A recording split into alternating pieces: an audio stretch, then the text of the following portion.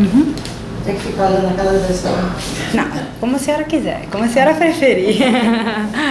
Não precisa, pode atrapalhar. Projeto Marca da Memória, entrevista com José Palúcia de Andrade Siqueira, a dona Lucy, 31 de outubro de 2011, presente Rebeca Batista, entrevistadora Mariana Rodrigues.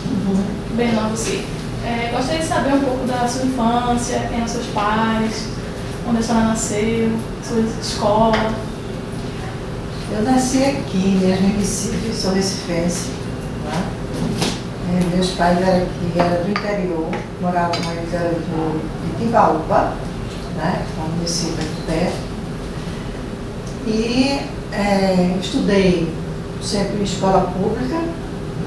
Estudei no Colégio Dom Vital, que é de Casa Amarela. Né? Fiz todo o curso nível médio lá. Depois eu fui para estudar no Colégio Estadual de Recife, para fazer o clássico. E não fiz vestibular por conta da repressão já nesse período. Aí, depois que a gente voltou da cadeia, da anistia, eu não sofri mais fazer vestibular. Meus pais eram camponeses, trabalhavam no campo. E eles vieram aqui para Recife. Meu pai, eu não tive muito contato com ele, que ele, aos 2 anos de idade, ele não ficou mais morando com minha mãe. Éramos 4 filhas. E aos 7 anos ele faleceu, então eu não tive muito contato com ele, eu tive contato mesmo com minha mãe. E era uma pessoa, uma mulher de fibra, por mais que viesse de uma época totalmente diferente da nossa hoje, mas era uma mulher, posso dizer, feminista, sem ela saber. Mas era uma mulher feminista que terminou criando as 4 filhas, sozinha, e superou todas as dificuldades. Eu comecei a trabalhar com uns 15 anos de idade no comércio, né? E trabalhava na Rua das Calçadas e vinha estudar aqui no Colégio CR. Né?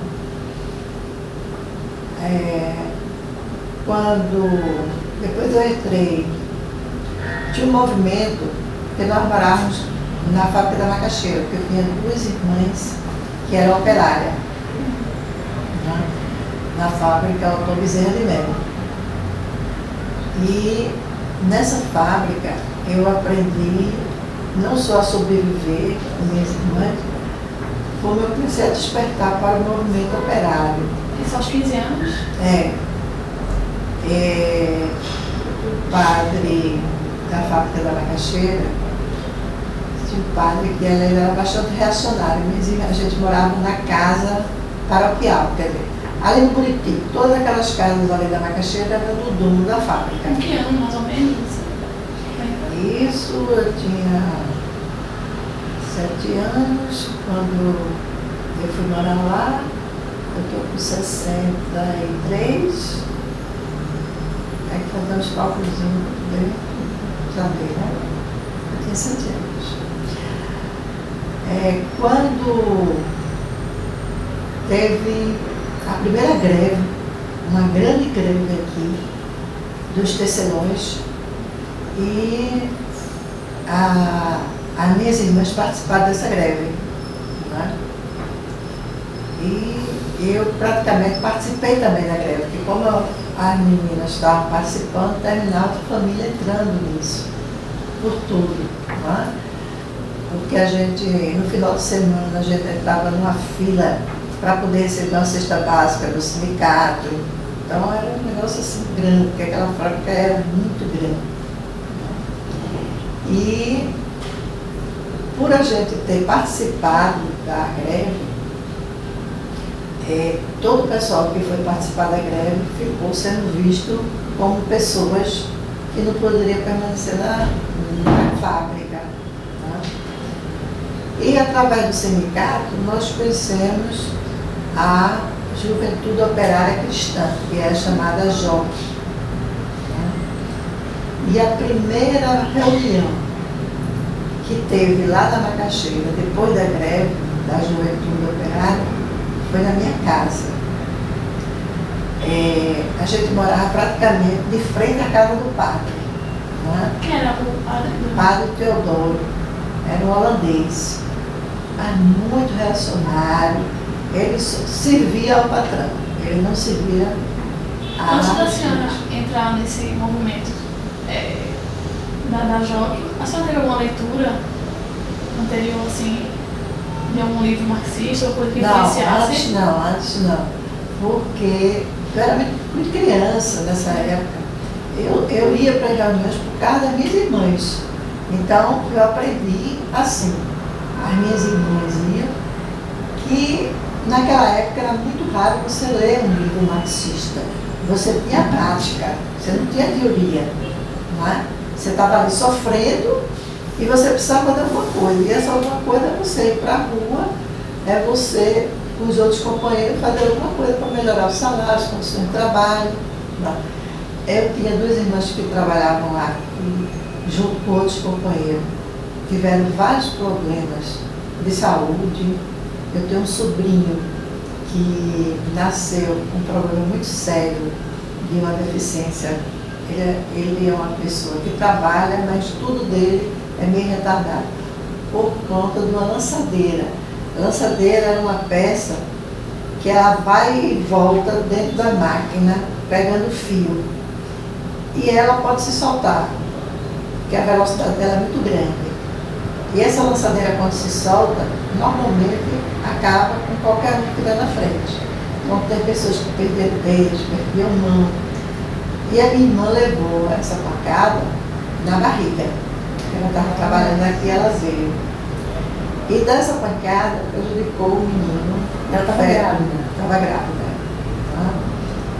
Então tudo isso era corriqueiro, que a gente presenciava, que as pessoas chegavam com a mão ensanguentada em casa e ficavam 2, 3 dias sem trabalhar, por conta disso. Então era a prática que ele ensinava você lutar por alguma coisa melhor. Não é? Então naquela época praticamente não tinha acesso, só os grandes leitores mesmo era que tinham acesso a esse tipo de coisa, né? Eu acho que eu pelo menos nem sabia que existia livro marxista. Né? Eu só vim descobrir essa coisa quando entrei no movimento de Juventude Operária e depois, quando a gente estava já fazendo, eu estava fazendo um movimento estudantil, secundarista. Então, com esse movimento de JOC, o padre denunciou a gente, a casa da gente. E era na casa da gente que estava fazendo as reuniões. E sem complacência nenhuma, a gente estava em casa, um sábado à tarde, quando chegou um caminhão para retirar todos os móveis, e o cara perguntou, leva para a mão. Ninguém esperava. Então, assim, isso fazia com que você tivesse mais raiva e incentivasse você a fazer alguma coisa. Então eu estava pequenininha, com 7 anos de idade, via minhas irmãs chorando, minha mãe chorando, e a gente não sabia para onde ir com o caminhão. Sorte nossa que o pai da minha mãe, meu avô, disse, leva tudo lá para casa. E isso fez com que motivasse a gente a continuar o movimento. Por que a gente ia ter que parar se era um absurdo que eles estavam fazendo? Né? Aí eu participei da Juventude Operária Católica, muito mais pela mão de minhas irmãs. Né? E comecei mesmo a participar. Eu mesmo não sendo operária, mas participava das reuniões. Depois a gente participou nesse movimento, surgiu com os 12 anos, já era o período de Dom Helder. Então tinha todo aquele conceito de igrejas diferenciadas. Né? Nós temos uma casinha que mamãe conseguiu fazer, com a ajuda do meu avô, e depois é muito interessante, porque os padres que atuavam naquela época na macaxeira eram padres revolucionários, que era o padre Adriano, né? Hoje ele, inclusive, é da pastoral, ele hoje é casado, é padre Reginaldo, que também é casado. Então, esses padres foram morar na casa da minha mãe, né? Enquanto o outro tirou a gente, esses vieram morar na casa da minha mãe. E isso aí fez com que a gente, dentro da igreja, o grupo de Juventude Operária Católica crescesse, amigo de Casa Amarela, e ao mesmo tempo eu entrei na JEC, que era a Juventude, que era o pessoal secundarista, que não tinha ainda trabalho, mas participava do movimento de JEC, que era um movimento também cristão.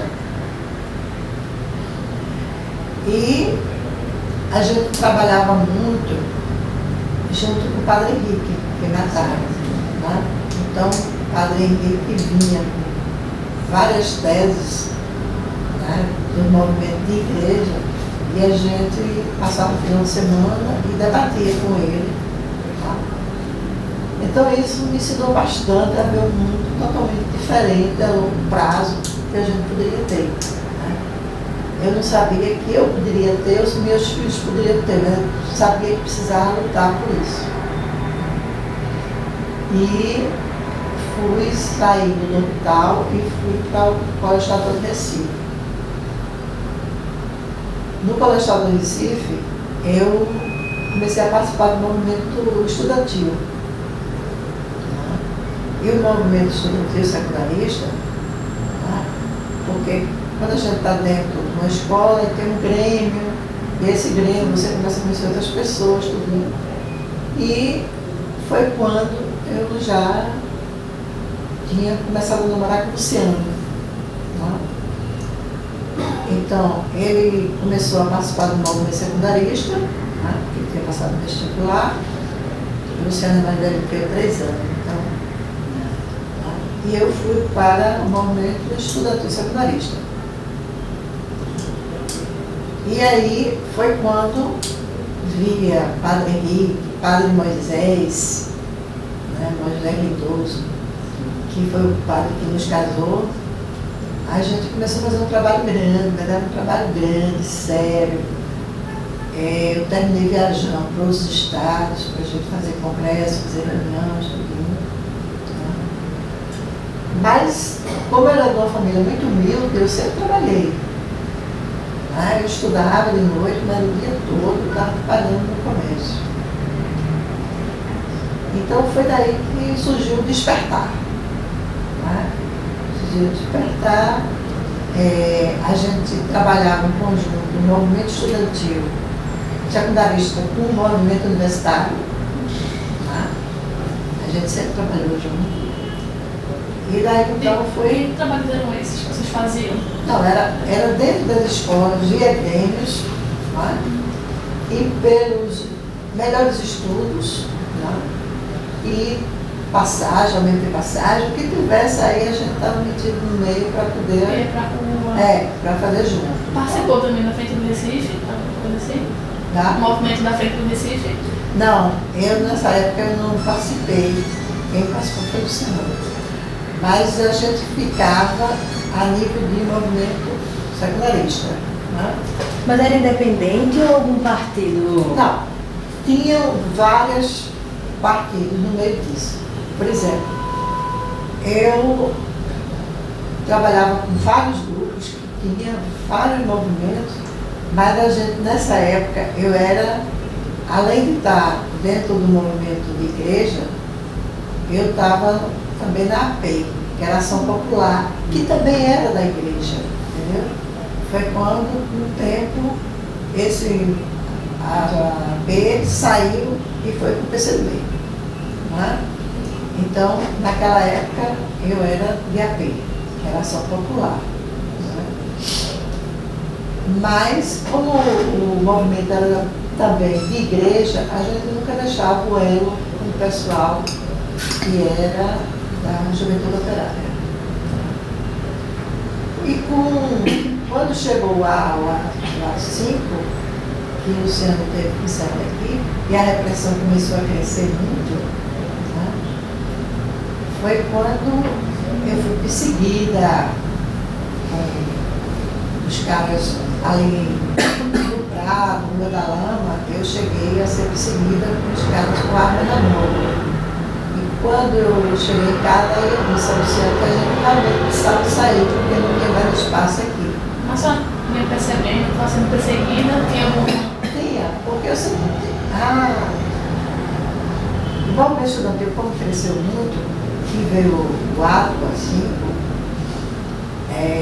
por exemplo, o Luciano não ia mais em casa porque o pessoal estava na frente da porta da mãe dele. E eu não saí de casa logo no começo, mas a gente resolveu casar, comunicamos à família que a gente ia casar, né? Até porque a gente não tinha mais condições de viver na casa dos pais por conta da repressão. E a gente foi morar numa casa ali na Mostardinha, uma casinha muito simpática, pequenininha,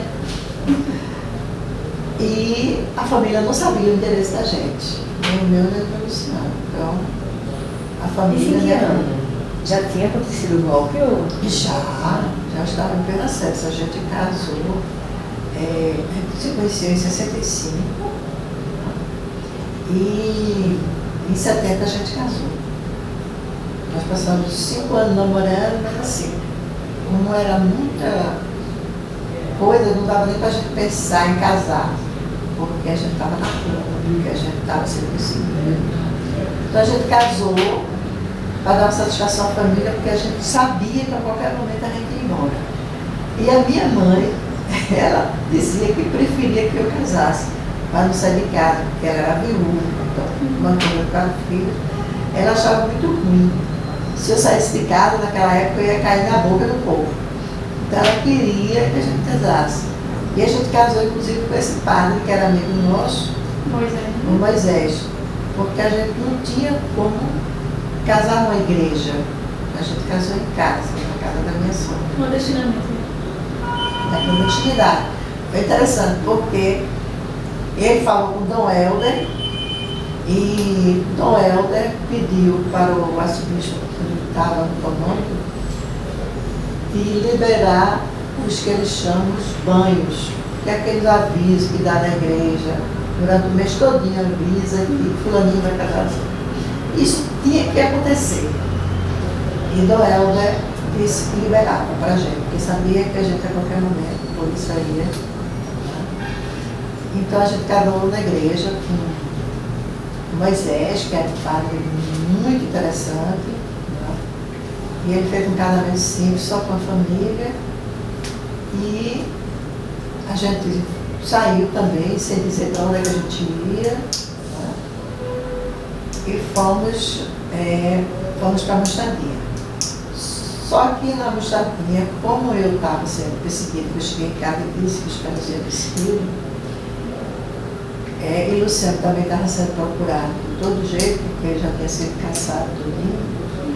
Aí o partido, nessa época já era o PCdoB, que a gente chamava americano PCdoB, achou por bem que a gente realmente saísse daqui. A princípio, como era uma coisa corrida, a gente saiu e nós fomos morar em Campina Grande, né? Clandestinamente, a família também não sabia. A gente, quando tinha uma situação, a gente se encontrava em uma outra cidade, alguém da família com a gente, né? Para poder a gente dizer como é que a gente estava e ao mesmo tempo saber se a repressão estava procurando, porque eles iam na casa procurar pela gente, procurar se tinha alguma coisa, material. Eu me lembro que mamãe tinha um álbum de fotografia da gente e mamãe terminou rasgando, que foi a coisa pior que ela fez, porque hoje a gente precisa, às vezes, lembrar e não tem, porque ela com medo, ela rasgou o álbum de fotografia da gente. Aí nós saímos para morar lá, passamos um pouco tempo, mas a polícia conseguiu saber que a gente estava morando lá. E Então saímos também correndo de Campina Grande, que é um local que me deixou assim, grande saudade, porque nós moramos um período lá, e as pessoas de lá, é porque é um negócio assim muito interessante. A sensação que dava é que aquelas pessoas que moravam na minha rua sabiam quem a gente era. Eles não queriam dizer, mas eles sentiam que a gente era diferenciado, que a gente gostava de conversar na calçada com ele. Tinha uma linguagem diferente da dele, por mais que a gente tentasse conversar igual a eles, ter o sotaque dele, mas eles percebiam pela conversa. Às vezes eles iam com um probleminha de doença conversar com a gente. E o Luciano estava fazendo ainda, quando saiu daqui, estava fazendo medicina. Então ele dizia, toma esse remédio. Então éramos diferenciados. Então ele nos ajudava, por exemplo, quando o Luciano viajava, nas reuniões clandestinas, eu ficava só. E ele sabia que eu não gostava de cozinhar sozinho. Aí ele mandava comida para mim, mandava uma sopa, né? Teve uma vez que o ladrão chegou lá em casa, eu estava sozinha, eles foram me socorrer. A gente conheceu o dia, todo mundo na calçada sentado, porque eles estavam lá conversando comigo para eu não ficar sozinha na casa. Então era uma coisa assim, que quando eu tive que sair, foi muito choro, né? Muito choro mesmo, dele e da gente, porque criou uma relação forte e eu sabia que ele sabia o que era a gente. Né? Eles que saíram de lá por quê? Porque a polícia soube, teve um companheiro que foi nos dizer, ele trabalhava numa empresa e chegou na empresa 2 pessoas perguntando se o pessoal dessa empresa conhecia 2 pessoas assim, tinha que estar lá. Porque eu tinha ido nessa empresa conversar com essa pessoa, porque a gente se apoiava financeiramente, porque a gente não podia trabalhar, não tinha nada fixo, e algumas pessoas que sabiam por que a gente estava ali e contribuíam com alguma coisa, ou davam uma alimentação para a gente, ou alguma coisa. E eles ficaram sabendo por alguém que teve 2 pessoas de lá estranhas e eles vieram procurar. Então essa pessoa avisou a gente e a gente não teve dúvida. A gente tinha uma caixa e a caixa era mais ou menos desse tamanho, que a gente chamava era caixão. E toda vez que a polícia estava atrás da gente, a gente botava tudo que a gente tinha nesse caixão e mandava embora, de trem, caminhão, coisa para onde a gente fosse. Você viu o que, é que a gente tinha, só que nesse caixão. Estava bom as coisas do jeito. Então, a gente teve que sair de lá correndo, mas foi muito traumático. Eu me lembro que o taxista perguntou se a gente morava ali há muitos anos, e a gente disse que não. Que a gente só conseguiu morar 4 meses lá. E eles, até brincando, ele disse, eu vou morar nessa rua é uma maravilha, porque vocês estão indo embora, está todo mundo chorando aí. Não é? Aí nós fomos morar em Maceió. Né? E em Maceió nós moramos ali no bairro do Região do Lago, que foi também uma estadia lá muito boa, mas a gente já tinha planejado não ficar lá, foi só a passagem. E nós fomos para, depois, Santana de Ipanema, que é um lugar que ela é muito longe. Praticamente depois de Santana só tem Delmiro Gouveia, depois Paulo Afonso, né? Sertão mesmo bravo. E lá eles terminaram me prendendo lá. Né? Que Luciano foi preso no Crato, né? E normalmente a gente dava um prazo de chegar a tal dia. Se ele não chegasse a tal dia, a gente ficava até meia-noite, e meia-noite a gente se ficava. Você não podia ficar, isso era uma lei que tinha entre a gente. Né? Só que às 4 horas da tarde eles chegaram lá em casa. Eu me lembro que chegou 2 tipo aquelas mães antigas que se chamavam camburão também, com 7 homens armados para pegar uma mulher sozinha, desse tamanho. E desceram assim, gritando, armado de metralhadora, com um susto muito grande, porque eu estava esperando exatamente que dessa noite para eu sair, estava inclusive arrumando a malinha, eu ia deixar tudo, ia fugir mesmo. E eles chegaram. E me trouxeram para cá, para o Dói. Eles iam no chão,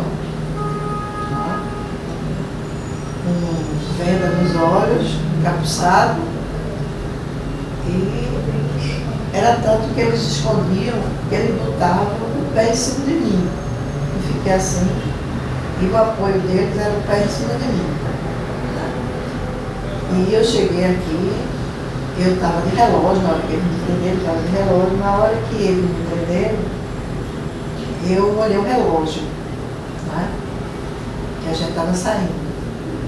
Quando eu cheguei aqui, que era aqui nesse quartel, em frente à Faculdade de Direito. Hoje ele não é mais quartel, mas antigamente era quartel.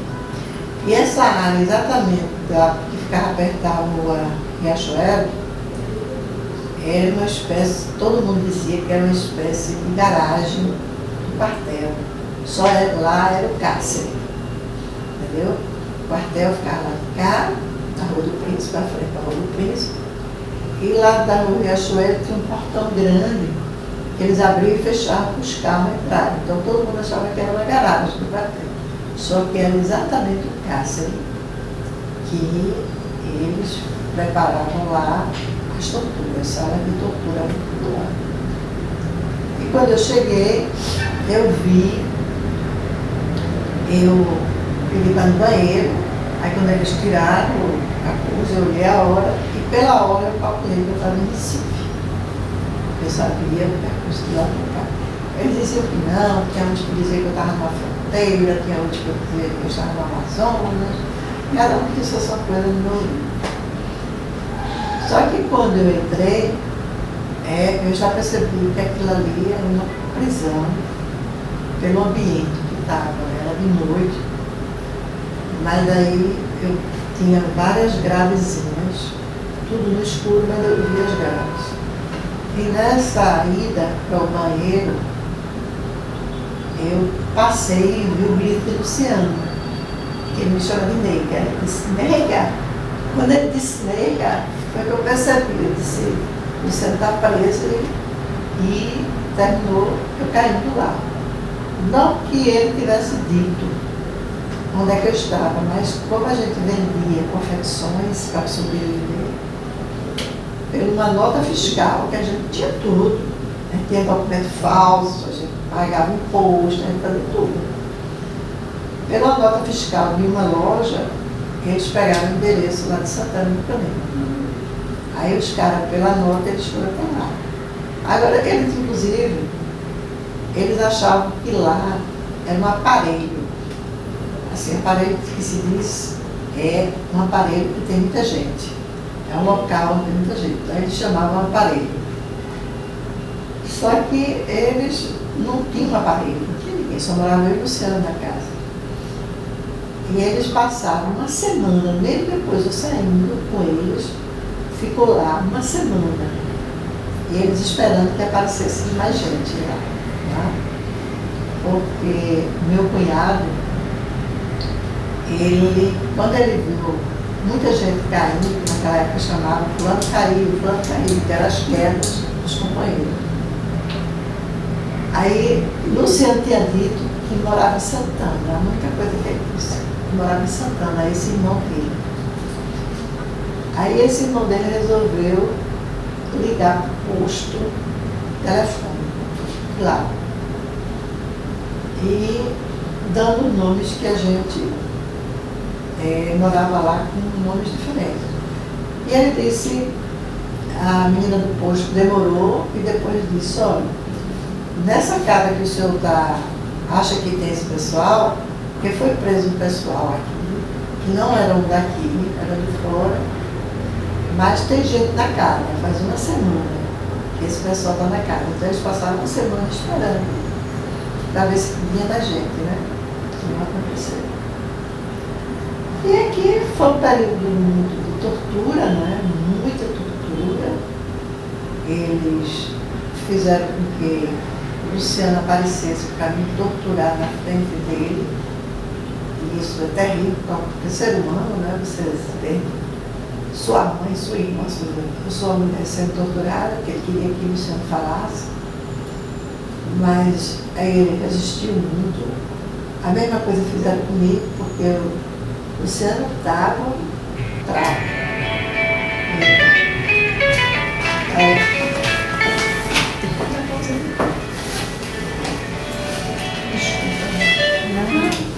A gente esqueceu desse detalhe.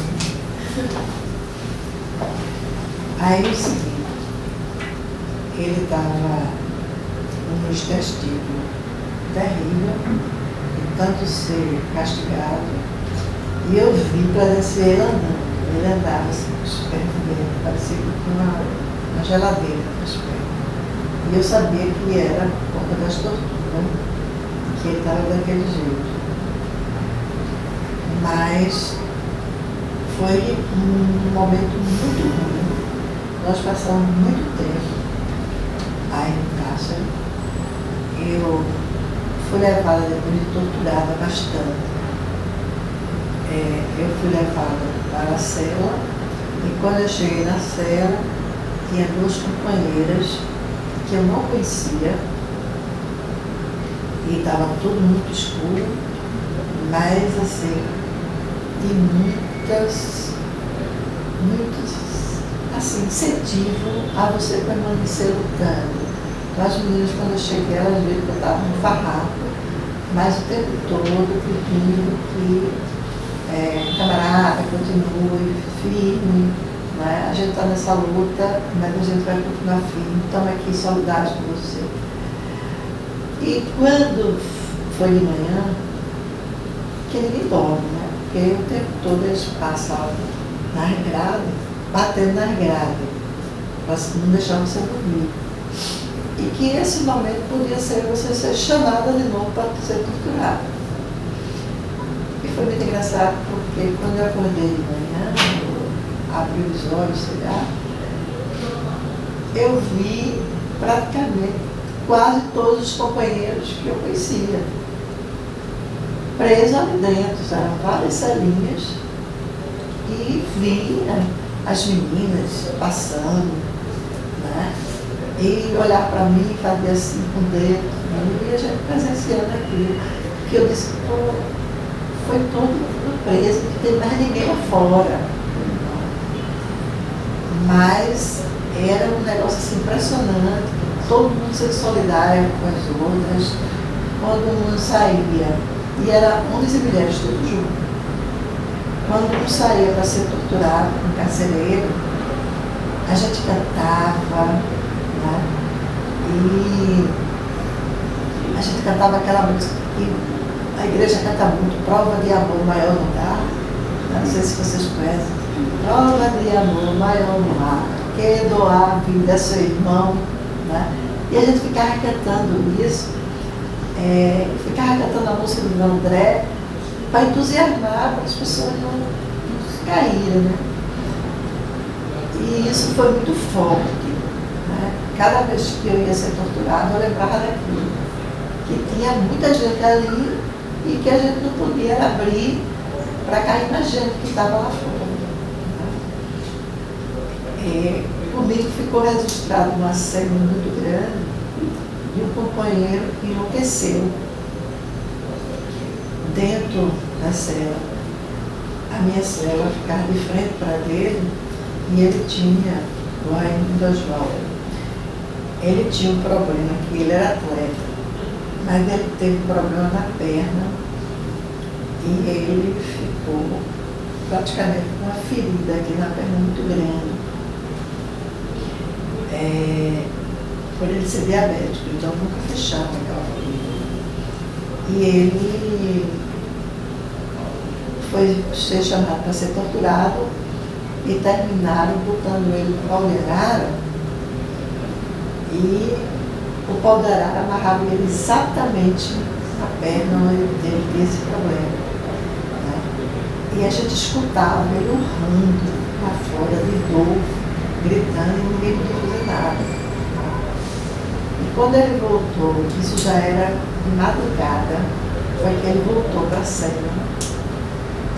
E o que é que eles queriam? Eles queriam que ele dissesse onde é que estavam 2 filhos de 2 companheiros que estavam presos.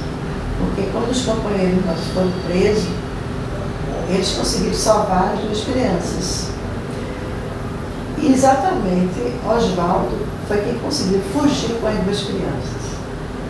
Aí quando eles descobriram Oswaldo, para que era Oswaldo, ele queria que Oswaldo dissesse onde ele colocava as 2 crianças. Era exatamente uma menina de 3 anos e um menino de 2. E ele enlouqueceu, porque ele aguentou firme as torturas para não dizer onde tinha deixado as crianças. Tá? E eles queriam as crianças para quê? Para obrigar os pais a dizer mais coisas, ou dizer coisas. Porque você não vai aguentar seu filho sendo torturado. Né? Então, na cabeça deles tinha muito isso. Né? E eu presenciei ele enlouquecendo ali dentro da cela e batendo na cabeça, E eu, calma, mas calma. E ele disse, olha, está escutando, eles estão nos ouvindo, tem uma câmera aqui, olha, eles estão falando, não sei o que, calma. E essa loucura dele se terminou. Saiu de lá todo ensanguentado. Aí levaram ele para a enfermaria e depois, no outro dia, eu soube que ele tinha saído para um quartel. Depois a gente descobriu que o quartel era da cavalaria, ali do São Martinho. Mas ele enlouqueceu, né? Foi um negócio que durante muitos anos ficou marcado na minha mente, tendo aquele companheiro batendo na grade, a cabeça na grade, cabeça sangrando e ele batendo, louco, né? Porque as imagens que vinham para cima dele era a tortura que passava o dia, 24 horas torturando ele. Né?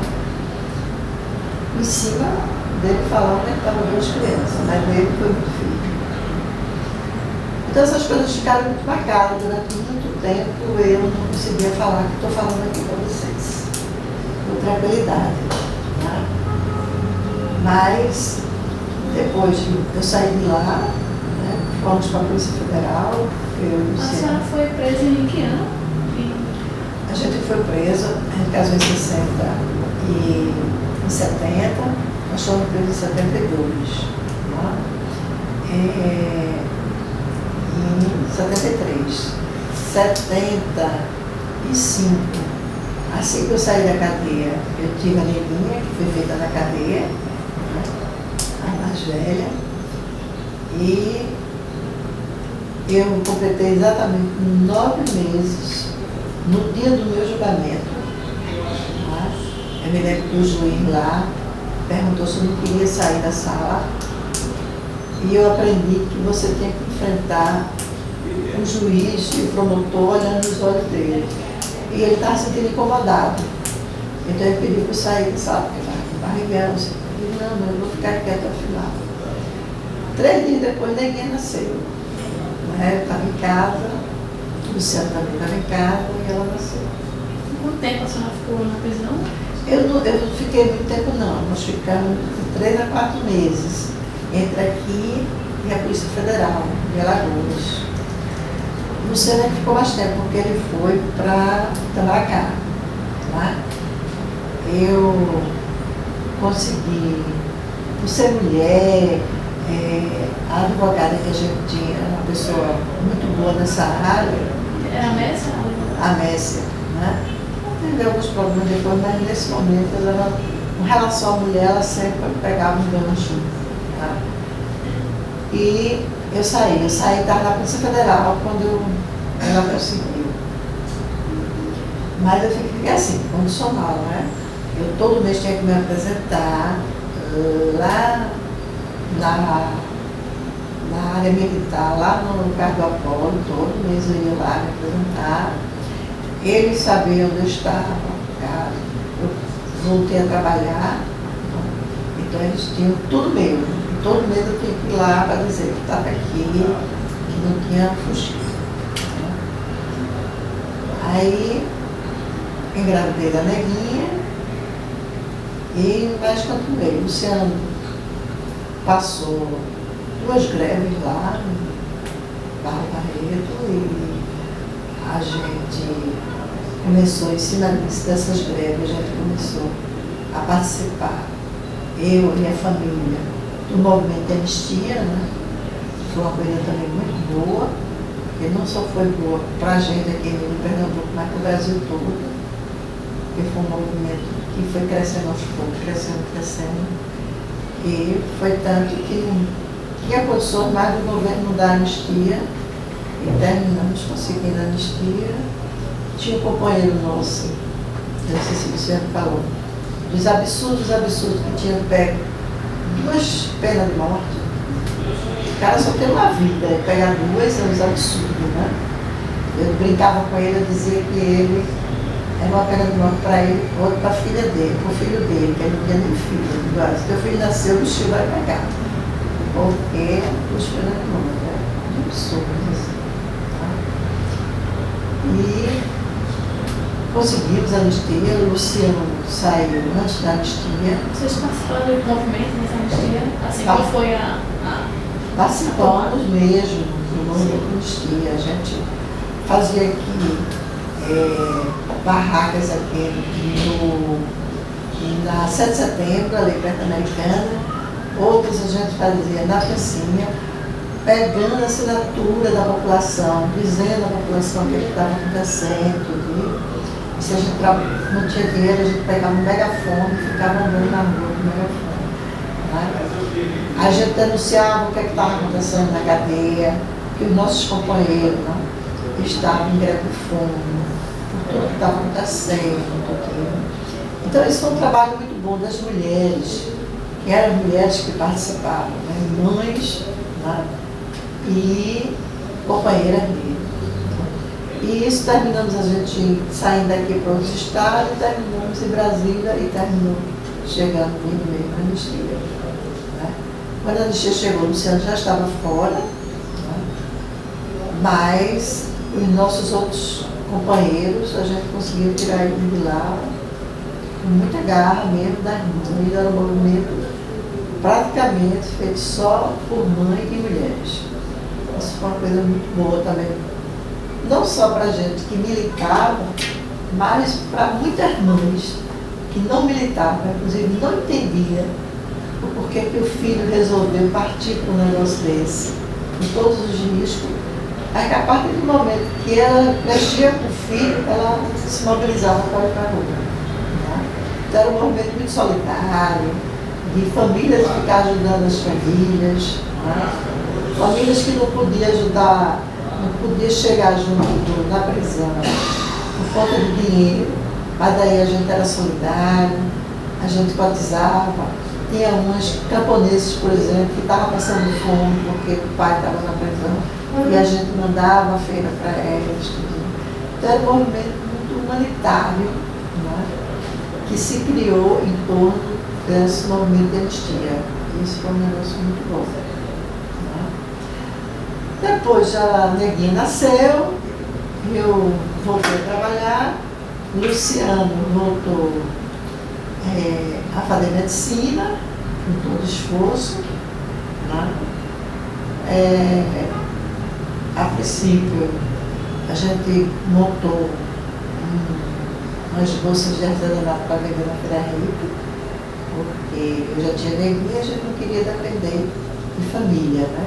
Apesar de eu morar com minha sogra. Então, eu trabalhava numa empresa de seguro e Luciano fazia essas bolsas. E no domingo a gente ia vender na Feira Rica. Foi assim que a gente viu a Neguinha crescer. E foi assim que ela nos descobriu que nós éramos pais diferenciados das coleguinhas dela. Né? Eu não sei se o Luciano falou que a gente tem uma filha que é cineasta. A Tuca. E a Tuca, ela agora recentemente fez um filme também, que é Via Ministério, e o Movimento Torturino Canais, e que ela, quando fez esse filme sobre as 22 mulheres que passaram no Bom Pastor, que eu não passei, eu fui direto para a Polícia Federal. E as mulheres do Bom Pastor, que eram pessoas que sempre foram ligadas a gente também, participaram do movimento, e que ela tinha combastia. Né? Porque a gente, quando voltou da prisão, e todo mundo vivia uma na casa do outro. E as meninas foram criando uns primos, que era filho dessas companheiras, e tinha eles como tio e as meninas como tia. E ela disse que, fazendo esse filme, ela começou a lembrar, né? Quando ela era pequenininha, daquelas mulheres, tudinho, e que ela só veio realmente saber da nossa prisão, porque a gente tinha aquilo como uma coisa normal. Então a gente conversava na frente dela, mas elas nunca perguntaram. Mas aos 12 anos foi que elas foram descobrir que a gente tinha sido preso. E é muito engraçado, porque ela conta no filme que ela diz assim, eu tomei um susto. E quando eu cheguei em casa, a primeira coisa que eu fui perguntar foi, por que é que vocês foram presos? Vocês são bandidos? Roubaram o quê? Né? Foi quando a gente resolveu sentar e saber com ela. As duas, a diferença de ser preso político e de ser preso comum. Mas elas se criaram assim. Eu tenho uma foto da nega visitando a prisão. Eu estive tudo com ela, passeando na prisão com ela, no braço, tudo. E a gente sente que é diferente, entendeu? A percepção que elas têm hoje, né, de colegas delas que estudam no mesmo colégio, mas que não tem essa vivência de por que foi que tem os pais que foram presos. Elas sabem das histórias.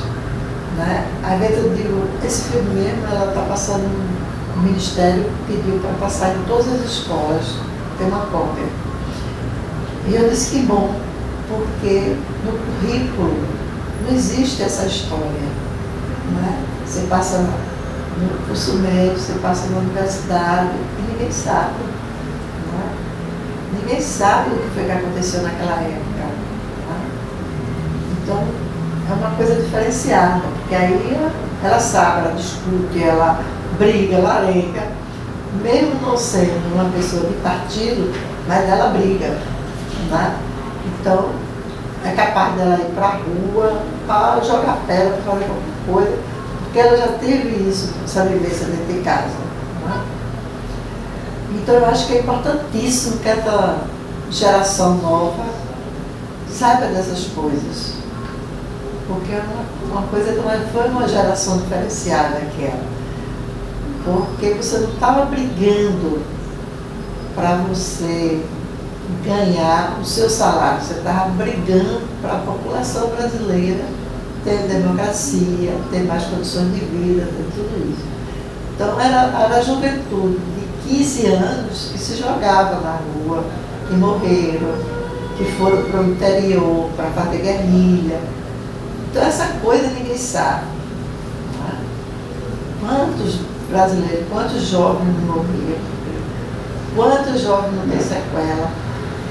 Passou um filme aí, aqui no Teatro Parque, de umas mulheres que passaram na tortura. Então, tem muitas que, igual a mim, conseguiram sair dessa, numa boa.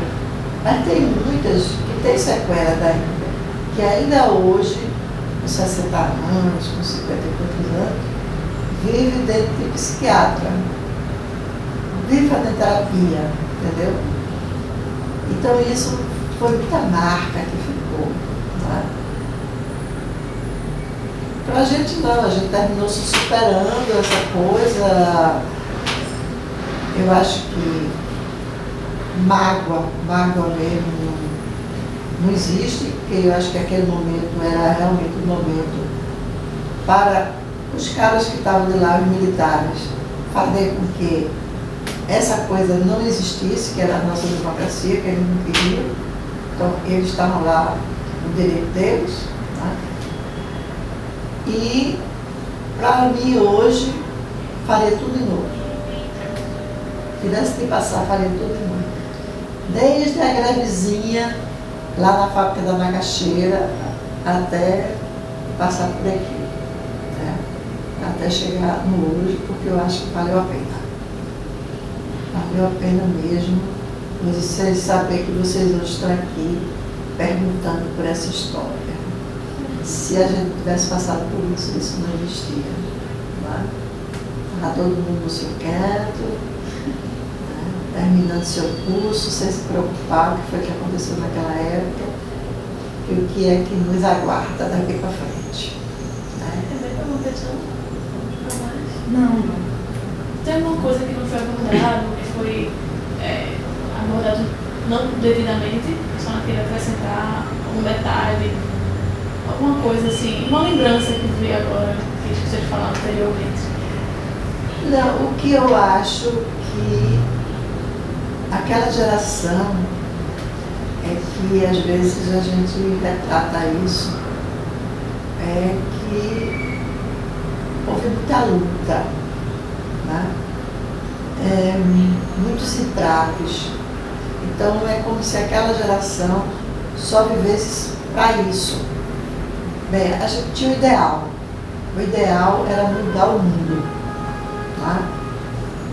Mas dentro desse contexto de vida que a gente tinha, de sofrimento, de passar fome, era muita fome mesmo que a gente passava. Né? De andar muito a pé, porque não tinha dinheiro para ficar andando de ônibus. Mas existia uma coisa que hoje eu digo, poxa, foi fantástico, que era o amor. Amor mesmo, amor não só pelos companheiros, né? Amor pelos amigos que estavam ali junto com a gente, e amor pela nação. Era um amor que você dava uma força muito grande a você continuar aquela luta, entendeu? Então foi um período também de muito amor. Não é? A Tuquinha está fazendo um filme com a gente todo, que chama-se Amor em Chumbo, que é exatamente isso, que quando a gente começa a contar a história, aí a gente começa também a contar a história da relação com os companheiros, né? Como surgiu aquela relação. Né? Aí você diz, por exemplo, hoje eu tenho 46 anos de casada, de tudo, de conjunto. E por que eu estou aqui ainda? Porque foi o meu primeiro namorado. Então essas coisas assim, a gente fica dizendo assim, poxa, é porque tem uma outra coisa, uma outra motivação, entendeu? Era uma pessoa diferenciada, que não era uma pessoa que, no geral, eu convivi na sala de aula, não, era uma pessoa diferenciada e que a gente construiu junto esse amor, dentro da luta, dentro do sofrimento, dentro de tudo isso, que eu acho que é muito difícil a gente dizer assim, pode até acontecer, né, que alguns anos resolver separar. Mas quando a gente olha para trás, tudo a gente estava muito junto. Então eu acho que isso também é muito importante. Porque é uma relação, é um amor criado em cima de muita coisa. Muito sofrimento, mas muita realização e muito desejo de aquele ideal junto. Tem uma frase do Pequeno Príncipe, né, que olhar em ambas as direções, né, nunca, a gente sempre olhar na mesma direção. Então isso faz com que a gente sempre se agarra, né? Na verdade tem um probleminha que eu digo, poxa, não, mas é ali. A nossa meta foi ali e está sendo ali. Então por isso que quando a gente terminou tudo, a gente reconstruiu novamente o partido, né? Os dois, e estamos aqui lutando, né? Eu trabalho na prefeitura de Olinda, que é do PCdoB, né?